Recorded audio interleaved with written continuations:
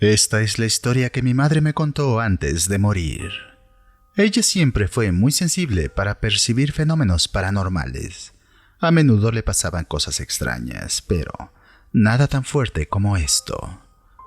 Cuando mi madre era adolescente, tenía la costumbre de dormir dejando encendida durante toda la noche una de esas lámparas de lava. Eran los años 70 y en esa época fueron muy populares. Decía que los colores rojo y amarillo que se proyectaban en el techo y en las paredes le ayudaban a descansar. Ella me contó que se fue a dormir y como de costumbre prendió su lámpara, pero durante la noche se despertó al sentir algo justo a su lado. Medio dormida, extendió su mano y acarició la sábana sin encontrar nada, pero al girar la cabeza para acomodarse de nuevo, por un segundo, logró ver la sombra de un hombre que estaba parado en una esquina de su habitación. Decía que era la sombra de un hombre, pues su complexión era robusta y cuadrada, más o menos alto, como de 1,80. Aunque solo fue por un breve momento, ese tiempo fue suficiente para notarlo. Mi madre se encogió de hombros y pensó que eran solo visiones provocadas por las luces de su lámpara. No le prestó mayor atención y se fue a dormir de nuevo. La noche siguiente fue la misma rutina con su lámpara de lava, y nuevamente la sensación de que algo estaba junto a ella la despertó, solo que esta vez era más intenso. Alguien la estaba sujetando del brazo. Sintió una mano invisible que la sacudía levemente, agregando poco a poco más presión en su agarre, hasta que mi madre salió de la cama gritando y encendió la luz. Nuevamente, no había nada ahí. Finalmente terminó por quedarse dormida. Pasaron 2 o 3 noches sin incidentes. Todo indicaba que las cosas habían calmado, pero esto no fue así. Varias noches más adelante, nuevamente su sueño fue interrumpido, esta vez por el sonido de golpecitos al pie de su cama. Mi madre dice que intentó levantarse, pero su cuerpo lo sintió en extremo pesado. Una sensación de estar en grave peligro la invadió e hizo que prestara atención a su alrededor. Con la mirada siguió el sonido de los golpecitos hasta sus pies. Pero antes de enfocar la mirada, una tremenda pesadez la invadió. Apenas podía mantener sus párpados abiertos, pero gracias a la luz tenue de su lámpara de lava, pudo distinguir la misma sombra del hombre alto que la había acosado noches atrás. En una de sus manos sostenía lo que parecía un cable de corriente que agitaba vigorosamente frente a ella, mientras que con la otra seguía golpeando la madera de su cama. Mi madre no supo más.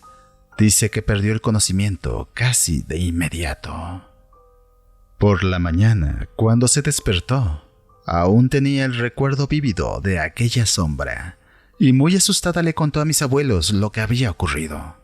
Mis abuelos no sabían qué pensar. No se les ocurrió otra cosa que revisar la habitación en busca de una respuesta. Siempre han sido muy creyentes de los espíritus, brujerías y esas cosas, así que no tomaron a la ligera las palabras de mi madre. Fue mi abuelo quien se dio cuenta cuando movió la pequeña cómoda de madera que se encontraba pegada a la cama. El enchufe donde estaba conectada la lámpara de lava se encontraba derretido y completamente negro. El electricista que lo revisó dijo que de no haberlo descubierto a tiempo, habrían sufrido un incendio debido a que tanto la cómoda como la cama estaban muy cerca. Ni mis abuelos ni mis padres saben de dónde salió aquella sombra, pero le están muy agradecidos. Es muy probable que gracias a su advertencia, mi madre siga con vida.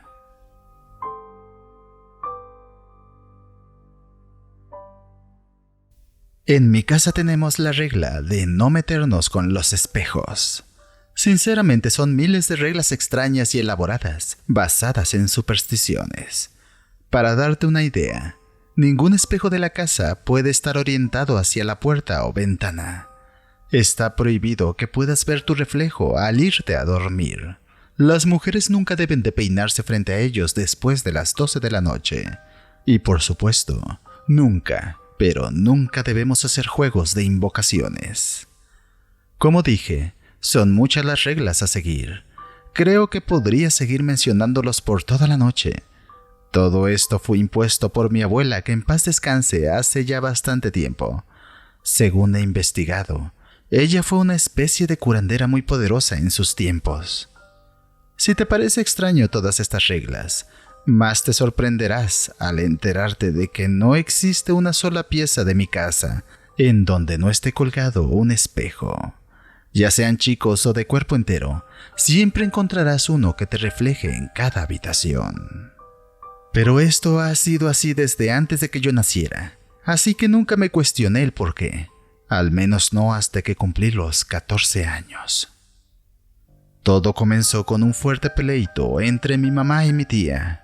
Fue tan grande el enojo que a ambas les era imposible siquiera estar en el mismo lugar al mismo tiempo, situación que empeoraba con los días, pues vivíamos en la misma casa, y a pesar de que era bastante grande, irremediablemente teníamos que encontrarnos en algún momento del día, ya sea para comer o para compartir el baño. Mi abuela, al morir, les había heredado la misma casa a sus 2 únicas hijas, con la condición de que no cambiaran absolutamente nada de lo que había, mucho menos hacer grandes remodelaciones.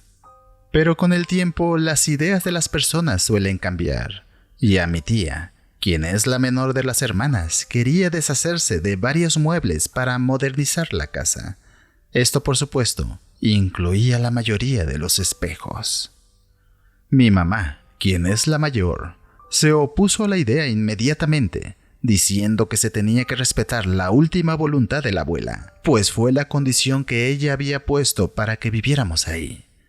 Mi tía, en cambio, contestaba que la abuela estaba muerta y que tenía todo el derecho de cambiar lo que le viniera en gana, pues era hora de dejarla ir. Nunca comprendí a qué se refería exactamente mi tía con esas palabras. Como dije antes, yo nací mucho después de que mi abuela muriera, así que no la conocí, y la verdad, hasta ese momento, no me interesaba saber qué clase de persona había sido. Al cabo de un par de semanas, la convivencia se había vuelto tan tensa que una noche, mientras veía la televisión en la sala, escuché golpes y gritos provenientes de la cocina. Alarmado corrí para ver qué pasaba. Al llegar, encontré a mi mamá y a mi tía en el suelo peleando con mucho coraje.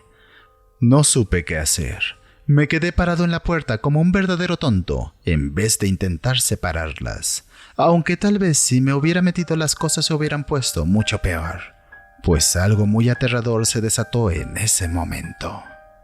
Todos los espejos de la casa comenzaron a crujir.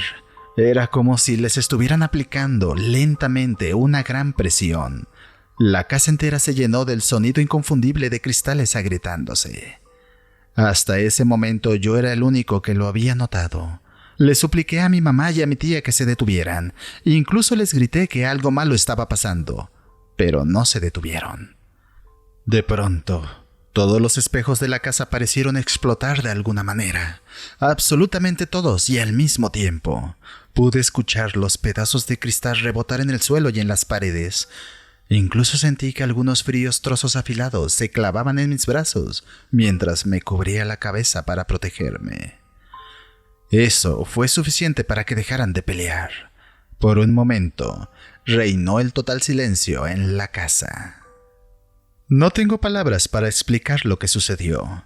Cuando bajé mis brazos y vi a mi mamá y a mi tía aún en el suelo de la cocina cubriéndose la cabeza también, me apresuré a ayudarlas pensando que estarían heridas, pero se encontraban bien. Todos lo estábamos. Inmediatamente busqué con la mirada y me di cuenta de que los espejos seguían en su sitio completamente intactos.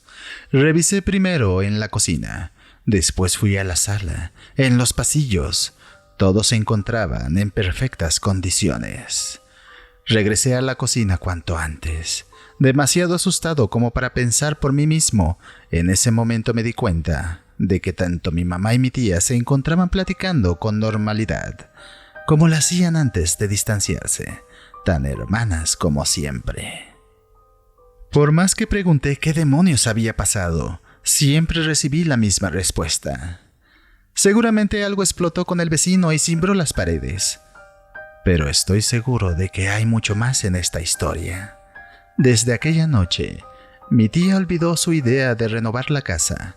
Lo olvidó así sin más, algo sin precedentes pues. Era conocida por ser demasiado testaruda. Por su parte, mi mamá se pasó más de 2 meses puliendo y limpiando todos y cada uno de los espejos de la casa entera. Cuando terminó su tarea, simplemente los cubrió con sábanas en su sitio, según ella, para que no se llenaran otra vez de polvo. Trajo a la casa un nuevo espejo que colocó en el baño, el único que hasta la fecha podemos usar.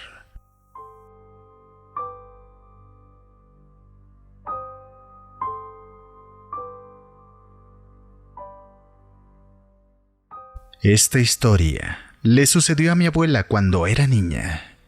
Ella es de un pueblito algo apartado de Chihuahua. La forma en que nos relata su experiencia no me deja duda de que lo que dice es verdad. De niña, una de las tareas que le tocaba a mi abuela era la de alimentar todas las tardes a los perros que cuidaban de la casa. Se trataba de 3 mestizos por demás flacuchos y pulgosos. Pero entre esos perros había uno que era el favorito de mi abuela. Se llamaba Luna. Le había puesto así porque su pelaje era de color blanquecino y tenía los ojos grises. Decía que en los ojos de aquel perro podía ver la luna llena las veces que quisiera. Esa tarde había salido de la casa cargando una cazuela de barro llena con la comida para los perros. Aunque se escucha ser una tarea sencilla, para mi abuela suponía un gran esfuerzo, pues tenía que atravesar el potrero, caminar varios metros por el patio trasero y llegar hasta donde se iniciaba la milpa, y todo esto cargando en sus pequeñas manos la cazuela de barro. Pero mi abuela lo hacía con gusto con tal de pasar un rato acariciando a Luna.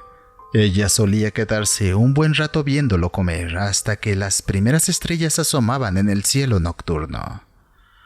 A pesar de que en esos años no contaba con electricidad y el regreso a casa tenía que hacerlo en completa oscuridad, esto a mi abuela no le preocupaba en lo absoluto, pues todos los perros eran muy bravos y más lo era Luna. En fin, mi abuela vació el revoltijo en unos viejos trastes de plástico que servían de comederos, y habiendo terminado, comenzó a quitarle las cadenas a los perros uno por uno, quienes luego se abalanzaron hacia la comida entre ladridos y gruñidos de ansiedad. El último en ser liberado fue Luna, aunque en esa ocasión, extrañamente no le prestó atención a la comida como siempre. Por el contrario, levantaba el hocico y olfateaba el aire en dirección a la milpa, muy atento. Mi abuelo pensó que había alguna rata o algún conejo escondido entre el cultivo de maíz, ya que a simple vista y con la poca luz de día que quedaba, no notó nada raro. Así que regañó a Luna. «Bueno, ¿qué tú no piensas comer? Mira que si no te apuras, los demás no te dejarán nada y andarás chillando de hambre toda la noche». Apenas terminó de decir estas palabras cuando Luna erizó el pelaje de la espalda, agachó su hocico casi hasta el suelo y se preparó para atacar. Esta vez, mi abuela en serio que sintió miedo. Por más que trataba de descubrir qué era lo que se ocultaba en la milpa, sus ojos no pudieron atravesar más allá de las primeras líneas de maíz. Aún así, Luna sí que veía algo o alguien. Instintivamente, mi abuela empezó a retroceder sin darle la espalda al maíz. Los demás perros ahora también estaban en pose de ataque y fue cuando el último rayo de sol se ocultó en el horizonte que mi abuela lo vio. Un par de ojos gigantes de color rojo que brillaban como si fueran de fuego observaban atentamente los movimientos de mi abuela. Lo que sea que fuera esa cosa en verdad era enorme, casi llegaba a igualar la altura del maizal. Incluso mi abuela dice que probablemente estuviera agachado. Pero lo más aterrador fue que aquella criatura le habló. Con una voz mezclada entre un hombre y una bestia le dijo: «Oye, pequeña, ¿no te sobra un poco de esa comida?». Después de decir eso, una sonora carcajada como salida del infierno se escuchó por todo el lugar. De inmediato, mi abuela echó a correr a su casa completamente aterrada.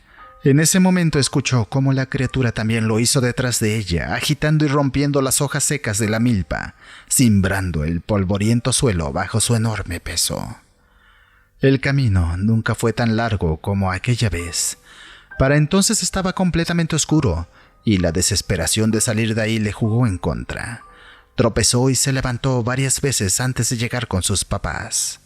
En todo ese tiempo, solo escuchó la sangre agolparse en sus oídos y la frenética lucha que se desató entre aquella siniestra criatura y sus 3 fieles perros. Todos en la casa habían salido alertados por el escándalo de la tremenda pelea. Entre sollozos, mi abuela intentó decirles lo que pasaba. Y digo que lo intentó, pues ni ella misma en realidad sabía lo que era aquella cosa. Cuando la familia llegó al lugar armado con sus carabinas, solo encontraron una enorme zona de plantas de maíz aplastadas, salpicadas de sangre, y a varios metros más adentro del maizal, los cuerpos casi destrozados de los perros, incluyendo a su querido Luna. Mi abuela piensa que lo que la atacó esa noche era un brujo muy poderoso convertido en nahual. Dice que si Luna no lo hubiera percibido a tiempo, muy probablemente se la hubiera llevado.